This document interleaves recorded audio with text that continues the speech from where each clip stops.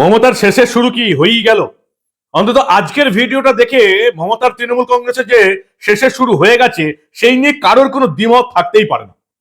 আমরা ভেবেছিলাম যে মমতা বন্দ্যোপাধ্যায় তৃণমূল কংগ্রেস যেদিন ভোটে হারবে সেদিন তার দলের নেতা বিধায়ককে এইরকম ভাবে চোর চোর বলে তাড়া করবে তারই দলের লোকজন এবং এই পশ্চিমবঙ্গের জনসাধারণ। কিন্তু কখনো ভাবেনি যে তৃণমূল কংগ্রেস এখনো ক্ষমতায় আছে, ক্ষমতা থেকে যায়নি, তার দলের বিধায়ক নেতা মন্ত্রী রয়েছে, তাদেরকে তৃণমূলেরই লোকজন চোর চোর বলে তাড়া করবে কখনো ভেবেছিলেন?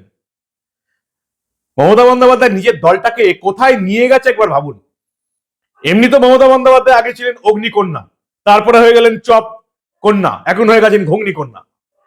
সেই অগ্নিকন্যা মমতা বন্দ্যোপাধ্যায় আগে লিখতেন সততার প্রতীক, এখন আর নিজেরাই লিখতে পারেন না সততার প্রতীক। তার দলের ভাইদের চুরি চামারি, দুর্নীতি, চুরি দুর্নীতি এতটাই দেখে নিয়েছে যে সততার প্রতীক এখন আর লেখা যায় না। আমরা ভেবেছিলাম একবার যদি মমতা বন্দ্যোপাধ্যায় তৃণমূল কংগ্রেস ভোটে হারে, তাহলে যে সমস্ত নেতারা এই রকমের চুরি দুর্নীতি করে এই কটা বছর কাটালো, শিক্ষকদের কাছ থেকে যারা টাকা নিল, গ্রুপ সি গ্রুপ ডি যারা টাকা নিল, তাদের অবস্থা কি ভয়াবহ অবস্থা একবার ভাবুন। আমরা ভেবেছিলাম ভোটে হারার পর এটা হবে যে মানুষ তৃণমূল নেতাদের তাড়া করবে চোর চোর বলে, কিন্তু ভোটে হারার আগেই মমতা বন্দ্যোপাধ্যায় তৃণমূল দলের যে এই অবস্থা হবে তা আবার তারই দলের হাতে, কখনো আপনারা ভাবতে পেরেছিলেন? মমতা বন্দ্যোপাধ্যায়ের বিধায়ক ছুটে পালাচ্ছে, উন্নয়নের পাঁচালি শোনাতে এসেছিলেন। একটা জায়গায় অনুষ্ঠান ছিল, সেখানে তিনি উন্নয়নের পাঁচালি শোনাতে এসেছিলেন। সেই উন্নয়নের পাঁচালি শোনাতে গিয়ে দলেরই কর্মীদের মুখে চোর চোর বেটা চোরটাকে ধর, আরো একদম কান গরম করা পুরো খিস্তি কেউট চললো। কোথায় হলো এটা? শনিবার সকালে উন্নয়নের পাঁচালী কর্মসূচি নিয়ে নারায়ণগড় ব্লকের 6 নম্বর গ্রাম পঞ্চায়েতের কসবা কমিউনিটি হলে হাজির হয়েছিলেন তৃণমূলের বিধায়ক সূর্যকান্ত অট্ট। নারায়ণগড় সেখানকার বিধায়ক সূর্যকান্ত অট্ট হাজির হয়ে গিয়েছিলেন এবং তারপরই দেখা গেল যে তৃণমূলেরই লোকজন তাকে চোর চোর বলে স্লোগান দিল। আগে দেখে নিন ভিডিওটা। গোটা পশ্চিমবঙ্গে এই মুহূর্তে যে ভিডিওটা ভাইরাল হয়ে গেছে এবং যে ভিডিওটা পরিষ্কার বার্তা দিচ্ছে মমতার তৃণমূলের যুগ শেষ, দেখুন আপনারা।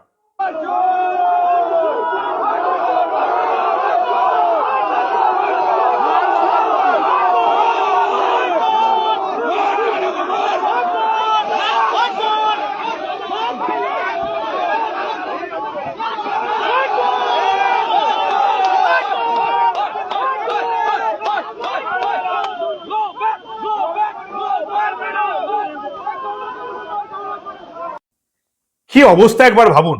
উন্নয়নের পাঁচালি শোনাতে গেল বিধায়ক, তারই দলের লোকজন নিজের দলের বিধায়ককে চোর চোর বলে তাড়িয়ে দিচ্ছে। চোর চোর বলে মমতার দলের বিধায়ককে তাড়া করছে মমতারই দলের লোকজন। ক্ষমতায় থাকাকালীন এই অবস্থা। তৃণমূল ক্ষমতা থেকে গেলে একবার ভাবুন, রাজ্যের সমস্ত নেতা মন্ত্রীকেই জনসাধারণ তাড়া করবে চোর চোর বলে।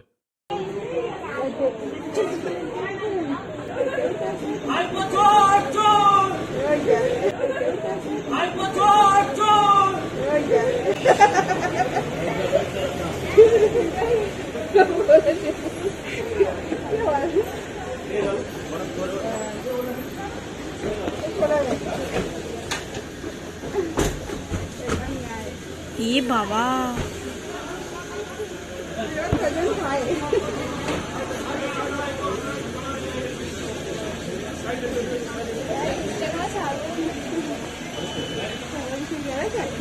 ওই তো আসছে।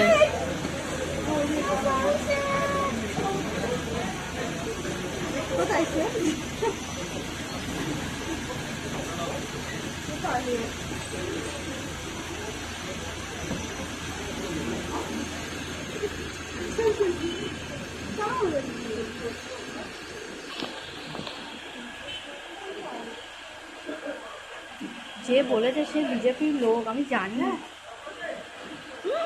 কি অবস্থা।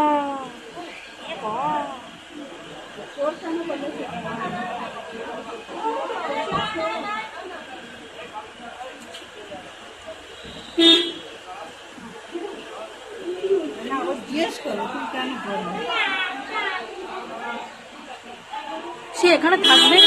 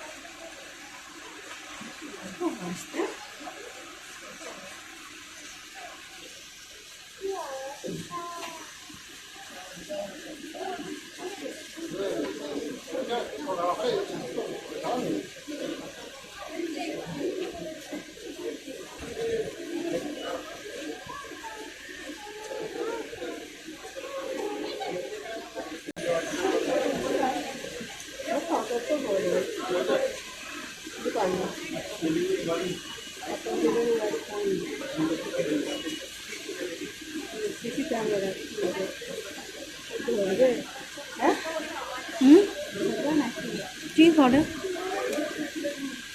বিশেষ করে যারা শিক্ষকদের চাকরি করে দেওয়ার জন্য টাকা নিয়েছে, গ্রুপ সি গ্রুপ ডি টাকা নিয়েছে, দমকলে চাকরি করে দেওয়ার জন্য টাকা নিয়েছে, পুলিশে চাকরি করে দেওয়ার জন্য টাকা নিয়েছে, ভাবুন একবার তৃণমূলের নেতা কর্মীদের কি হাল হবে। আর এই দৃশ্য যদি আপনারা দেখতে চান তাহলে তৃণমূলকে একটা ভোট দেবেন না, তাহলে বোঝা যাবে চোরকে। চোর ডাকাতদের যদি এই সমাজের রাস্তায় এরকম তাড়াতে চান, পেছনে লোকজন ছুটতা ছোটা দেখতে চান চোর চোর বলে, তাহলে মমতার চোরগুলোকে একটা ভোট দেবেন না। কি জানা যাচ্ছে, বিক্ষোভকারীদের অভিযোগ 2021 সালে বিধায়ক হওয়ার পর থেকে ওই এলাকায় একবারও যাননি সূর্যকান্ত, তৃণমূলের কোনো কর্মসূচিতে নাকি দেখা যায়নি, এবং তিনি নাকি বলেছেন যে ওই এলাকা নাকি গরু এবং গোয়াল ঘরে ভর্তি হয়ে গেছে। আরে বাপরে বাপ, তার নেত্রী মমতা বন্দ্যোপাধ্যায় মুসলিম ভোটারদের বলছেন দুধেল গাই, তারপরেও মুসলিম ভোটাররা তাদেরকে ভোট দিচ্ছে। আর তৃণমূলের নেতা বাকি ভোটারদের বলছে গরু এবং গোয়াল ঘর। নেত্রী মুসলিমদের বলছেন দুধেল গাই, নেতা হিন্দুদের বলছেন গরু। বাহ, ঠিকই আছে, কিন্তু প্রশ্নটা অন্য জায়গায়। এই যে নারায়ণগড়ের বিধায়ক সূর্যকান্ত অট্ট, তাকে তারই দলের লোকজন চোর চোর বলে তাড়া করলো, আমার কাছে এটা খুব একটা অস্বাভাবিক লাগেনি। মানে তৃণমূল মানি চোর, বিজেপি তো বলে থাকে তৃণমূল মানি চোর, বিজেপি বলে থাকে, সিপিএম বলে থাকে, কংগ্রেস বলে থাকে, বাংলার অধিকাংশ জনসাধারণ বলে থাকে। এখন তৃণমূল মানি চোর সেটা বলছে তৃণমূলের লোকজন। কিন্তু প্রশ্নটা অন্য জায়গায়। 2021 নির্বাচনের আগে মমতা বন্দ্যোপাধ্যায় বলেছিলেন 294টা আসনেই আমি প্রার্থী, আমাকে দেখেই ভোট দিন। তাহলে এই নারায়ণগড়েও এই সূর্যকান্ত অট্টকে নিশ্চয়ই মমতা বন্দ্যোপাধ্যায়কে দেখেই ভোট দিয়েছিল। তাহলে মমতা বন্দ্যোপাধ্যায় দলের বিধায়ককে যদি চোর চোর বলে তাড়া করে, তাহলে আসল চোরটা কি মমতা বন্দ্যোপাধ্যায়? তাই তো হওয়ার কথা, যুক্তি তো তাই বলছে। কারণ মমতা বন্দ্যোপাধ্যায় নিজেই বলেছিলেন 294টা আসনই আমি প্রার্থী। এখন সেই 294টা আসনের একটা আসনের প্রার্থীকে যদি কেউ চোর চোর বলে তাড়া করে, তাহলে তোমার মমতা বন্দ্যোপাধ্যায়কে স্বীকার করতেই হবে আমাকেই আপনারা চোর বলে তাড়া করলেন। কি বলেন বন্ধুরা? এখনো ক্ষমতা যায়নি, তৃণমূল ক্ষমতায় আছে, বিধায়ক নিজের পদে আছে, নেতা মন্ত্রীরা নিজের পদে আছে, তখনই তৃণমূলের লোকজনই চোর চোর বলে তাড়া করছে। 2026-এর ভোটে তৃণমূল হেরে গেলে একবার ভাবুন নেতা মন্ত্রীগুলোর কি অবস্থা, একবার ভাবুন। দেখবেন নেতা মন্ত্রী রাস্তা দিয়ে ছুটছে, বাড়ি থেকে বেরোতে পারছে না, আর তার পেছনে শয়ে শয়ে মানুষ চোর চোর চোর বলে চিৎকার করতে করতে ছুটছে। আর এই দৃশ্যটাই আমরা দেখতে চাই। এই চোর দুর্নীতিবাজ চিটিংবাজের দলটাকে একটাও ভোট দেবে না। এই রাজ্যে পরিবর্তন দরকার। দেখুন ভালো করে, তৃণমূলের বিধায়ককে চোর চোর বলে তাড়া করছে তৃণমূলের লোকজন। এই দলটাকে, এই নোংরা দলটাকে, চোর দলটাকে ভোট দেওয়া উচিত আমাদের। গায়ে মানুষের চামড়া থাকলে কেউ তৃণমূলকে ভোট দিতে পারে না। কোন শিক্ষিত সভ্য মানুষ যারা রাজ্যের ভালো চায়, দেশের ভালো চায়, কোনোদিন তৃণমূলকে ভোট দিতে পারে না। আর তৃণমূলকে ভোট দিলে এই সমস্ত চুরি, দুর্নীতি, তোষণবাজের রাজত্বে যা যা এরা পাপের কাজ করেছে, সেই সমস্ত পাপের শাস্তি আপনাদেরকেও পেতে হবে যারা তৃণমূলকে ভোট দেবে। দেখেছেন তো কি অবস্থায়, স্কুলে স্কুলে লক্ষ্মী সরস্বতী পুজো বন্ধ হয়ে যাচ্ছে। সরস্বতী পুজো করতে হচ্ছে পথের ধারে বসে। ভাবুন একবার রাজ্যটাকে কোথায় নিয়ে গেছে মমতা বন্দ্যোপাধ্যায়। এই দলটাকে ভোট দিলে যে পাপের সাজা এই জন্মেই আপনাদের শোধ করে যেতে হবে। পরিবর্তন চাই, তাছাড়া বাঁচার রাস্তা নেই। পরিবর্তনের পর তৃণমূলের নেতা কর্মীদের, মন্ত্রীদের চোর চোর বলে বাংলার সাধারণ মানুষ, তৃণমূলের কর্মীরাই এইভাবে তারা করছে, এটাই আমি দেখতে চাই। আপনারা কি চান? আপনাদের মূল্যবান এবং গুরুত্বপূর্ণ মতামত জানান দা নিউজ বাংলার কমেন্ট সেকশনে। দেখতে থাকুন দা নিউজ বাংলা। আমরা আবার বাংলায় কোনায় কোনায় ঘটে যাওয়া এই ধরনের অনেক মজাদার ঘটনা চেপে রাখতে দেব না।